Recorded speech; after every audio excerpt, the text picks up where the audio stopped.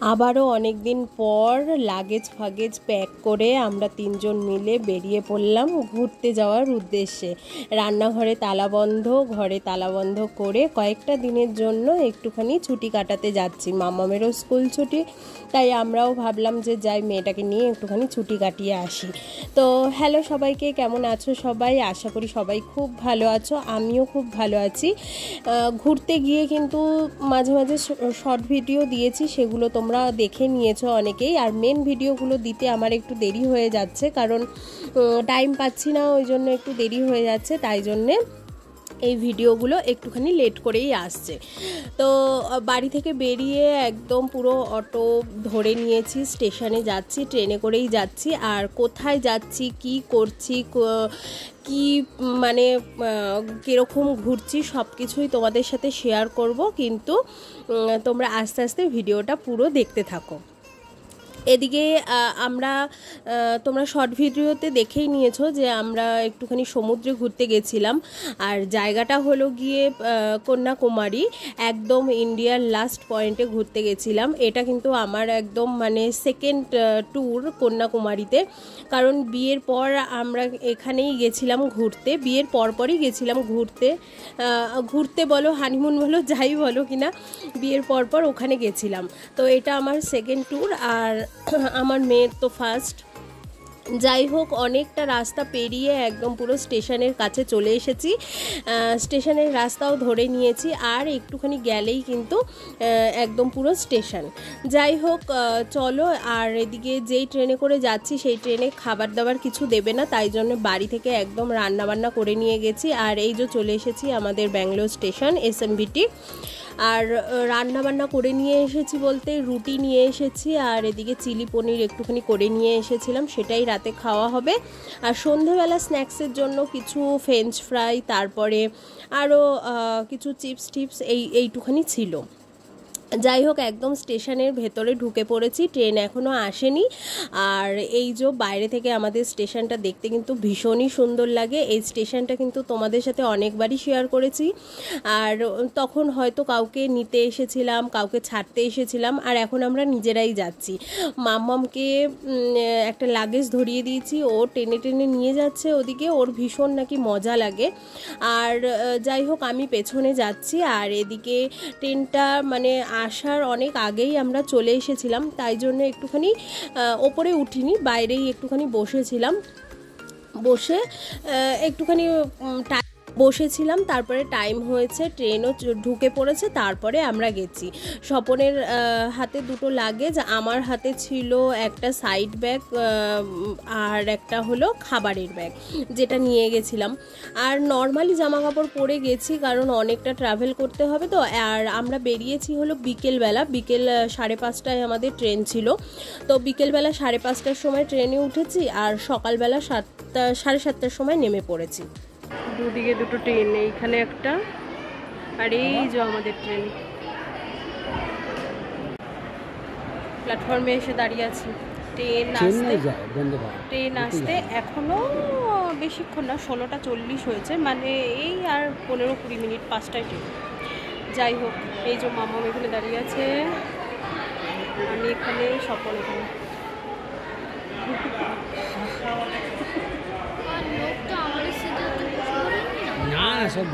এই ট্রেনটা দেখো কত সুন্দর, আমার পেছনের ট্রেনটা কত সুন্দর চকচক করছে। কি গো, সিগন্যাল দেয় কোনটা? আর এই যে পেছনে ইয়েলো কালার ট্রেনটা, এইটা আমাদের। সিঁড়ি থেকে যখন নামছি এই ট্রেনটা দেখে এত ভালো লাগছে, আমি স্বপনকে বলছি যে এটা কি আমাদের, বলছে না। যাই হোক, ওটা ওদিক থেকে এসছে আর আমাদেরটা এদিক থেকে যাবে, এই আর কি ব্যাপার। তো এখনও সবাই উঠবে আর কি, সিগন্যাল মোটামুটি দিয়েছে। চলো উঠি আমরাও। ট্রেনে বসে পড়েছি, এখন ট্রেন ছাড়ার অপেক্ষায়, দুগ্গা দুগ্গা বলে ভালো মতো যেন একদম আমরা ঠিকঠাক পৌঁছে যেতে পারি। তো ভীষণ আনন্দ হচ্ছে। আর অনেক দিন যদি একটুখানি রান্নাঘর থেকে দূরে থাকি তাহলে কিন্তু ভীষণই ভালো লাগে, বিশেষ করে আমাদের। আর ওই দূরে দেখো বন্দে ভারত দাঁড়িয়ে রয়েছে একটা, তো বন্দে ভারতটা ওইদিকে যায় না, শুধু আমাদের ব্যাঙ্গালোর থেকে চেন্নাই অবধি বন্দে ভারতটা যায়, ওই জন্য বন্দে ভারত করে আমরা কোথাও এখনও অবধি ট্যুর করতে পারিনি। তো চেন্নাই যাওয়ার আমাদের কোনো ইচ্ছে নেই, কারণ ওখানে ভীষণ গরম। হ্যাঁ, আমরা যে কন্যাকুমারী যাচ্ছি সেখানটাও তো তামিলনাড়ু ডিস্ট্রিক্ট, ওখানেও ভীষণ গরম, ভীষণ অস্বস্তি।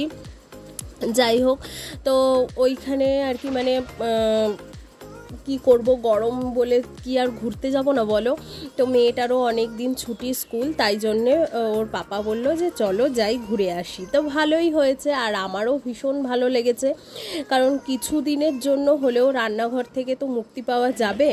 আর এদিকে দেখো সকালবেলা পৌঁছে গেছি, এইখানে দেখো দূরে পাহাড়, ট্রেন একদম মাঝ রাস্তায় দাঁড়িয়ে রয়েছে, আর একটু বাদেই আমরা নামবো।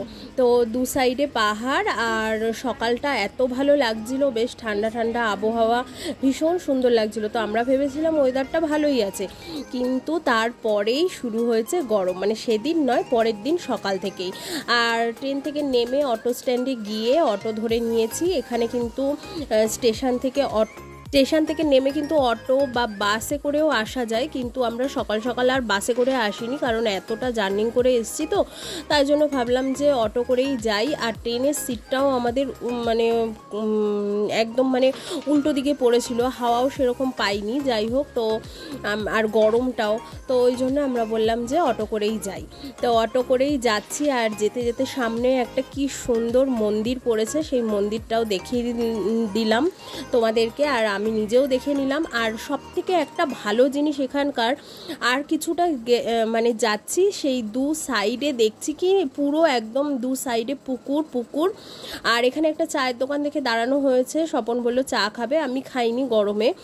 আর দু সাইডে পুরো পুকুর, দেখো তোমরা দেখতেই পাচ্ছ, হয়তো ক্যামেরায় পুরোটা ভালো মতো বোঝা যাচ্ছে না, কিন্তু দু সাইডে পুকুর, আর পুকুরের মধ্যে পুরো যতটা পুকুর ততটাই পুরো একদম পদ্ম ফুল ফুটে রয়েছে।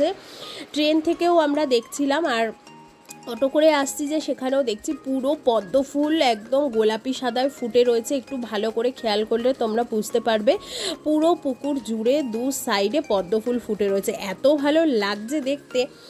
যাই হোক, কথা বলতে বলতে দেখো পৌঁছে গেলাম, একদম নেমে রুম নিয়ে আর তর সইছিল না আমাদের সমুদ্রের পাড়ে আসবো দেখে, তাই জন্য একদম রুম নিয়ে লাগেজ ফাগেজ ওখানে রেখেই একদম ঝট করে চলে এসেছি এক চক্কর সমুদ্রে দেখতে। আর সমুদ্রের পাড়ে আসলে এত ভালো লাগে, নিজেকেও মানে ভালো লাগে, আর মনে হয় যেন সব কিছু ভুলে সমুদ্রের দিকে তাকিয়ে থাকি। আর ওই যে দূরে যে মূর্তিটা দেখতে পাচ্ছ, ওটা কিন্তু একদম সমুদ্রের মাঝখানে, তবে ওখানেই যাব আমরা, আগের বার এসে ওখানে যাওয়া হয়নি, তাই এবারে ওখানে যাব। আর এদিকে দেখো অনেকেই সকাল সকাল, মানে তখন প্রায় 9টা বাজে, সবাই স্নান করতে নেমে পড়েছে। সমুদ্রের ঢেউ দেখলে সত্যি মনটা এত জুড়িয়ে যায়, মানে কি বলবো, বলার কোনো ভাষা নেই।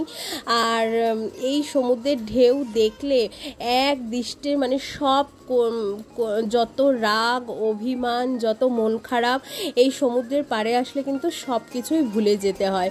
আর ওই দিকটায় যে সবাই চান করছিল, ওই দিকটায় বালি ছিল আগেরবার যখন এসছি, কিন্তু এখানকার সমুদ্রের বালিটা না পুরো একদম মানে ঝিনুক ভাঙা ভাঙা বালি, দেখো দেখতেই পাচ্ছ বালির মধ্যে সাদা সাদা ছোট ছোট ঝিনুক ভাঙা, তো ওই জন্য বালিটা প্রচণ্ড পায়ে লাগে, ওই জন্য ওখানটায় মানে ইসে করে দিয়েছে, পাথর পেতে দিয়েছে, ওখানেই বেশিরভাগ লোক চান করে। আর সমুদ্রের সামনে দেখো এখানে একটা শিবলিঙ্গ নন্দী রেখে দিয়েছে, বড় বড় ঢেউগুলো আসছে, আর একদম মানে বড় বড় ঢেউগুলো আসছে, আর একদম মানে মহাদেবকে স্নান করিয়ে দিয়ে যাচ্ছে, ভীষণ ভালো লাগছে। আর এখানে আমি কিছুটা নিজের জন্য সময় স্পেন্ড করছি, এখানে দাঁড়িয়ে আছি, সমুদ্রের ঢেউ দেখছি, জলগুলো ছিটে ছিটে এসে গায়ে লাগছে, ভীষণ আলাদা একটা অনুভূতি, সব ভুলে গিয়ে খুব ভালো লাগছে। তো চলো, আমার বকবক আজকের মতো এইটুকুই, সবাই সুস্থ থেকো, ভালো থেকো।